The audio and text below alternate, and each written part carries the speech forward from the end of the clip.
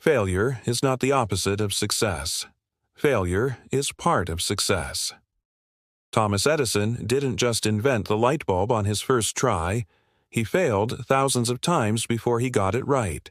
For every hour of brilliance, there are 10 years of perspiration. Every big dream has been preceded by many failures. The people who get to the top are not the ones with the most talent. They're the ones who learn the most from their setbacks. I want to share with you a mindset that helped me become one of the youngest billionaires in the world.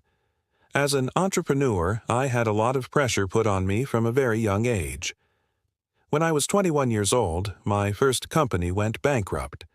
I lost millions of dollars and everyone told me to give up. My family and friends were worried about me. But I knew I needed to pick myself up and start again if I wanted to make something of myself. The thing is, this happens to all of us. Setbacks, disappointments, and failures are inevitable. Even the greatest leaders and the most successful people experience these moments. The difference between those who succeed and those who fail is how they respond to their failures. There's an old saying that if you're born to run, then you must love the mud. If you're a competitor, then you must enjoy the pain. Success isn't just about being talented or having good ideas. It's about being able to take action despite your fears and doubts. It's about embracing the pain of rejection and learning from it so you can improve. You see, when we set out to do something great, we need to be prepared for pushback. We must be willing to accept criticism and use it to drive us forward.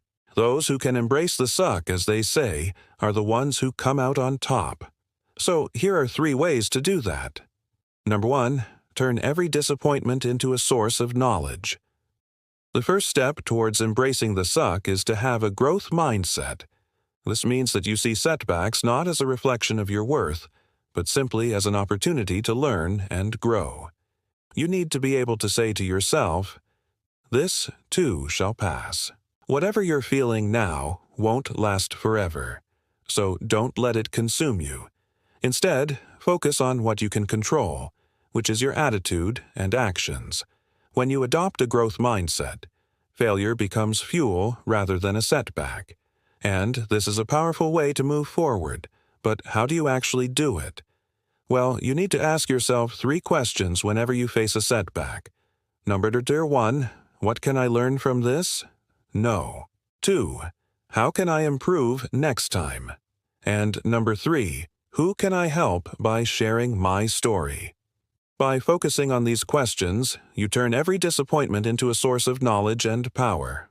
For example, when my first company went bankrupt, I could have felt sorry for myself and given up. But instead, I asked myself those questions and realized that I had learned a lot about business and that I could use that knowledge to help others. That's why I started my second company, which ended up being much more successful than my first. Number 2, do what you love and find meaning in your work. Another way to embrace the suck is to do what you love and find meaning in your work. When you're passionate about what you do, it's easier to stay motivated and keep going, even when things get tough. That's because you're not just working for money or status, but because you believe in what you're doing. But how do you find meaning in your work? Well, you need to ask yourself some important questions. Why am I doing this? What is my purpose? And how can I make a difference? By reflecting on these questions, you'll discover what truly matters to you and align your work with your values and passions. For example, I love solving problems and helping people.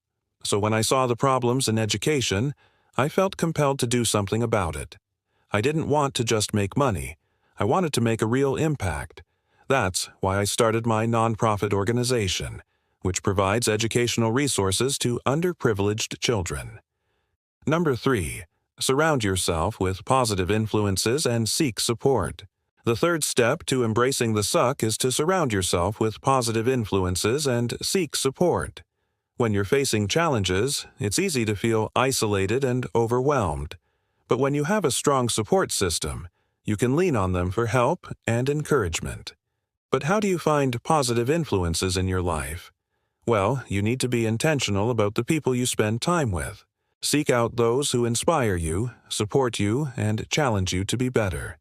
It may take some time to find the right people, but it's worth it. For example, I've surrounded myself with people who are passionate about making a difference in the world. These are people who don't just complain about problems, but take action to solve them. They inspire me to do my best work and support me when I'm feeling down. As you can see, embracing the suck isn't about being tough or pushing through without support. It's about having a positive mindset, finding meaning in your work and seeking help when you need it. It's not easy, but it's worth it. You see, the biggest risk is not taking any risk at all. The biggest failure is not failing once, but failing to learn from your failures. The most painful experience is not going through hardship, but wasting your potential. Don't let that be you. When you embrace the suck, you become resilient, adaptable, and persistent.